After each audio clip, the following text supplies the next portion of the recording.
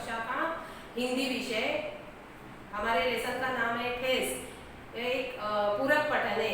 इसके रचनाकार का नाम है फणीश्वर नाथ रेणु। ये जो लेसन है वो हमारा आधा ही हुआ है। आपको तो पता ही है कि ये जो इस लेसन में जो मुख्य पात्र है उसका नाम है सिरचन। ये जो सिरचन है वो एक कारीगर है, ठीक है। अपने हाथों से वो ऐसे नई नई कुछ चीजें बनाता है और लोगों को दे देता है। उसके बदले उसको भरपेट खाना खिलाते हैं लोग, या और कभी कभार फटे पुराने कपड़े भी उसको दे देते हैं। मतलब पैसों से वो काम नहीं करवा के लेते जो लोग हैं उसके गांव में। वो ये जो सिरचन है वो कैसा है, ईमानदार है और स्वाभिमानी है। वो हमेशा अपने स्वाभिमान को बचाने की कोशिश करता है, प्रयत्न करता है। जब ये सिरचन लेखक के यहाँ काम पे जाता है, मतलब नई नई चीजें बनवाने के लिए। अभी ये चीजें जो है वो किसके लिए चाहिए? लेखक की जो छोटी बहन है मानू, उसके लिए उसके ससुराल वालों ने ये चीजें मंगवाई है, जैसे कि शीतल पाटी है, चीक है। वो बनवाने के लिए लेखक की माँ ने सिरचन को बुलाया है। अभी वहां जाके उसकी जो चाची है, लेखक की चाची है, वो जली भुनी रहती है हमेशा सिरचन से, क्योंकि जो लेखक की माँ है वो सिरचन से अच्छा बर्ताव करती है और उसकी कला का सम्मान करने वाली ऐसी है माँ है। और जो उसकी छोटी बहन है मानू, वो भी सिरचन को ऐसे ही सम्मान देती है। सिरचन भी उसे बहुत स्नेह करता है, अपनी बेटी की तरह उसे मानता है। मतलब पूरे गांव में एक ही ऐसा परिवार है जहाँ पे सिरचन को मान सम्मान मिलता है, वो भी लेखक की माँ और उसकी जो छोटी बहन है मानू, उससे। ये जो चाची है वो हमेशा क्या होती है, जली भुनी रहती है, क्योंकि उसका तो कारण मैंने पहले ही बता दिया है। अभी क्या होता है कि जब ये सिरचन मानू के लिए वो चीजें बनवाता है, तब चाची कुछ ऐसी कड़वी बातें कहती है। वो सुनकर सिरचन को बहुत गुस्सा आता है और वो काम जो है वो अधूरा छोड़कर वो चला जाता है अपने घर। अभी ये जो अधूरा रहा हुआ जो काम है वो पूरा कौन करेगा? ये चीजें कैसी बनेगी? मानू तो जल्द ही ससुराल जाने वाली है। अगर उसने वो चीजें अपने साथ नहीं ली तो ससुराल वाले उसे ताना देंगे, उसे भला बुरा कहेंगे। इसी बात का जो टेंशन है वो लेखक और उसकी माँ को आया है। बेचारी मानू भी बहुत ही उदास हो गई है। इसी बात को लेकर ये जो लेखक है सिरचन के घर जाते हैं। घर मतलब एक झोपड़ी रहती है सिरचन की, क्योंकि सिरचन जो है वो अत्यंत गरीब ऐसा वो कलाकार है, कारीगर है। वहां पे जाने के बाद वो सिरचन को क्या कहता है वो हम आगे देखेंगे। मैं सिरचन को मनाने गया। मैं मतलब अभी लेखक कहाँ पर गए? सिरचन के घर गए उसे मनाने के लिए। देखा एक फटी हुई शीतल पाटी पर लेटकर वह कुछ सोच रहा है। मुझे देखते ही बोला, बबुआ जी अब नहीं, कान पकड़ता हूँ अब नहीं। मोर छाप वाली धोती लेकर क्या करूँगा? कौन पहनेगा? ससुरी खुद मरी, बेटे बेटियों को ले गई अपने साथ। मतलब वो अपनी पत्नी को कोस रहा है, जो मृत्यु होकर कई समय हो गए हैं। साथ ही साथ जो उसके बेटियां थी या बेटे थे वो भी मतलब इस दुनिया में नहीं है। अभी सिरचन जो है वो अकेला ही अपनी झोपड़ी में रहा है। बबुआ जी मेरी घरवाली जिंदा रहती तो मैं ऐसी दुर्दशा भोगता। यह शीतल पाटी उसी की बुनी हुई है जिस शीतल पाटी पर ये जो सिरचन है वो लेटकर कुछ सोच रहा है। वही शीतल पाटी उसकी बीवी ने बनाई थी बहुत ही प्यार से।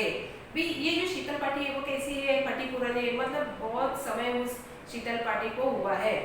इस शीतल पाटी को छू कर कहता हूँ। अभी देखो वो अपने पत्नी ने जो शीतल पाटी बनाई है उस शीतल पाटी की वो अभी कसम लेता है। ये क्या करता है कि अपनी बीवी से भी प्यार करता था, अपने बच्चों से भी प्यार करता था। फिर वो सोचने लगा है कि अगर मेरा कोई होता, मतलब बीवी होते, बच्चे होते, तो मैं ऐसे लोगों के घर घर में जाकर कुछ खाने की अपेक्षा न करता। वो भी मुफ्त का खाना वो ऐसे लोगों से नहीं मांगता। उसके बदले वो क्या करता है, उनको जो चाहिए होती है चीजें वो बनवा कर लोगों को दे देता है। फिर भी लोग जो है वो सृजन को चटोर समझते हैं, मुफ्तखोर समझते हैं। ऐसा मतलब जो मुंह में आए वो सृजन को बोल देते हैं। इसीलिए ये जो सृजन है, सृजन को बार बार मन में क्या होती है, ठेस लगती है। ठेस लगने की वजह से उसका जो स्वाभिमान है वो क्या होता है, उस स्वाभिमान को ठेस पहुंचती है। इसीलिए वो बहुत ही दुखी होता है। मन ही मन वो सोचने लगता है कि अगर मेरी बीवी होती तो मुझे ऐसे दर दर भटकना नहीं पड़ता खाने के लिए, बीवी होती तो खाना बनाकर मुझे परोस देती। ऐसे बहुत सारे विचार जो है वो सृजन के मन में आने लगे। अभी यही बात वो शीतल पाटी को छूकर कसम लेकर लेखक को कहने की कोशिश करते हैं। अब यह काम नहीं करूंगा। उसने क्या कहा है, उस शीतल पाटी को छूकर कसम लेकर लेखक को कहा है कि ये जो मैं काम कर रहा हूँ ये काम अभी मैं नहीं करूंगा। गांव भर में तुम्हारी हवेली में मेरी कदर होती थी, अब क्या। देखो ये जिस गांव में ये सृजन रहता है, लेखक रहते थे, उसी गांव के जो लोग हैं वो अनाप शनाप सृजन को बोलते थे, इज्जत नहीं देते थे, उसका मान नहीं रखते थे।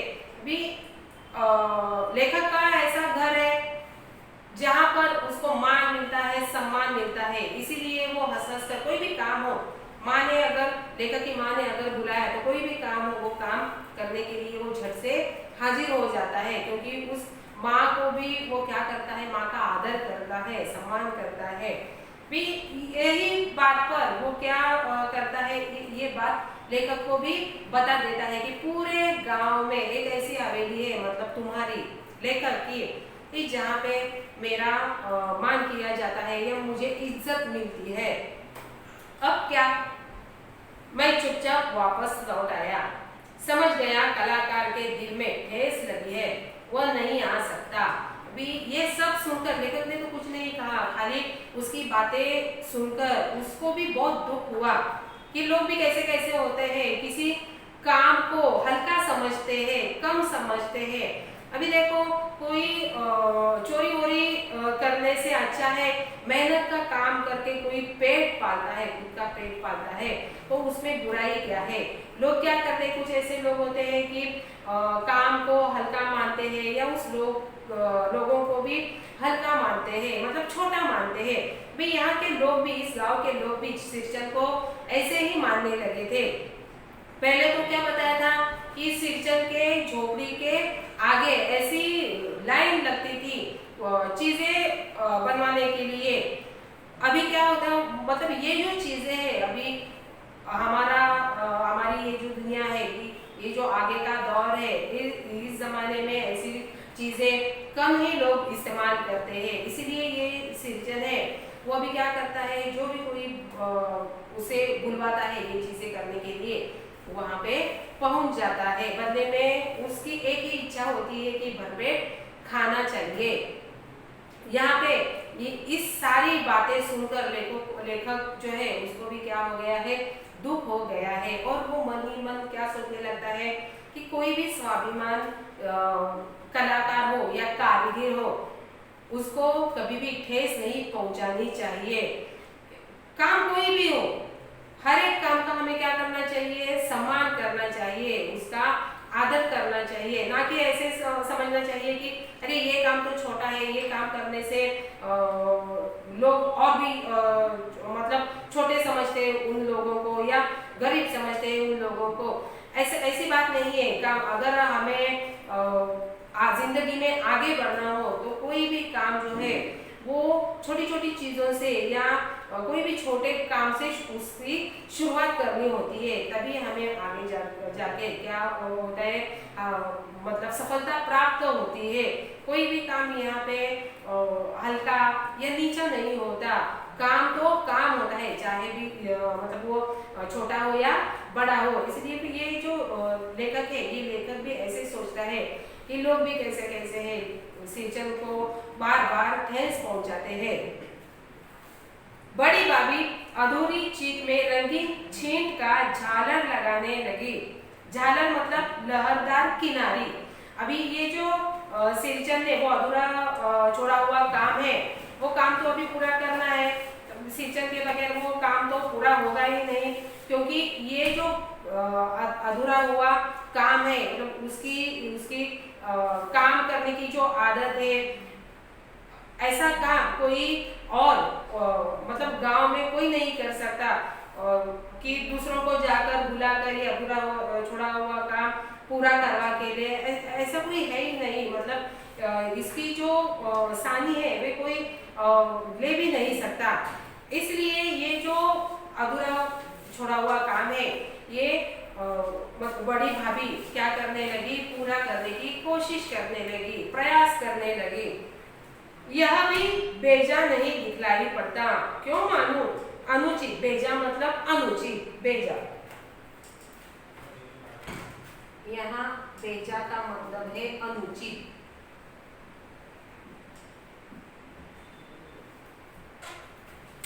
ये जो भाभी है, बड़ी भाभी, उसने क्या किया है, सिंचन का अधूरा छोड़ा हुआ काम वो खुद से क्या करने लगी, प्रयास करने लगी है उसको पूरा करने के लिए। मतलब वो काम कैसा दिखाई देता है, सिंचन का काम अलग है, उसका काम अलग है, क्योंकि उसे भाभी ने कभी उस काम को हाथ भी नहीं लगाया था। ये काम करने की उसको आदत भी नहीं है। उसको करते समय वो मानू को भी पूछती है कि ये जो काम है, मतलब जो आगे का, वो क्या है, वो अनुचित नहीं लगता। ठीक है, मानू कुछ नहीं बोली, बेचारी मानू। किंतु मैं चुप नहीं रह सका, चाची और मंजली भाभी की नजर न लग जाए इसमें भी। यहाँ पे देखो, मानू से वो भाभी कुछ कह रही है, लेकिन मानू क्या कैसी है, चुपचाप खड़ी है, वो कुछ बोल भी नहीं पाई। तो मानू को भी क्या लगा है, बुरा लगा है। उसका जो अधूरा काम है, जो शीतल पार्टी का, वो ऐसे ही अधूरा पड़ा है। इसलिए ये जो मानू है, मानू को भी क्या हुआ है, उसको उसके दिल को भी बुरा लगा है, ठेस पहुंची है। मानू को ससुराल पहुंचाने में मैं ही जा रहा था। अभी ये जो लेखक है, वो अभी मानू को लेकर ससुराल जाने की तैयारी कर रहा है। स्टेशन पर सामान मिलाते समय देखा मानो बड़े जतन से अधूरी चीख को मोड़कर लिए जा रही है अपने साथ। मन ही मन सिंचन पर गुस्सा हो आया। चाची के सुर में सुर मिलाकर कोसने को जी हुआ। कामचोर चटोर। देखो, अभी ये जो मानू है, अभी ससुराल जाने की उन लोगों ने क्या की है, तैयारी की है।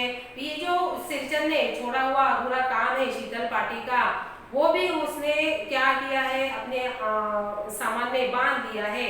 वो अधूरी छोड़ी हुई शीतल पार्टी भी ये दिखने में कैसी है, अधूरी है। वो ले जाने के बाद भी उसका कोई इस्तेमाल भी नहीं करने वाला था। फिर भी मानू ने क्या किया, वो अधूरी शीतल पार्टी जो है वो अपने साथ ले जाने के लिए तैयार की है।